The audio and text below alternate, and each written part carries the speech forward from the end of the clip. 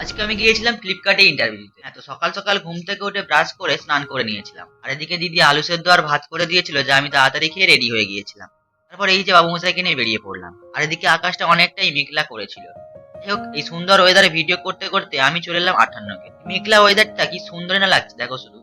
তারপর সাইকেল রেখে অটো করে চলে এলাম উলুবেড়িয়া। তারপর ট্রেনে উঠে আঁকা বাঁকা এই নকশা দেখতে দেখতে চলে এলাম বিরসেপ। এই দেখো, স্টেশনের এই দিকে আবার টোটোও পাওয়া যায়। তো 10-15 টাকা ভাড়া দিয়েই তুমি চলে যেতে পারো ফ্লিপকার্ট আইটিসি বা ওমদয়াল কলেজ। আমি কিন্তু পায়ে হেঁটেই গিয়েছিলাম, বাস আমার মারাত্মক গরমও লাগছিল ভাই। শেষমেশ আমি গিয়ে পৌঁছলাম ইএসআর গেটে। তারপর আরো একটু হেঁটে ভেতরে গিয়ে এইটার সাথে কথা বললাম।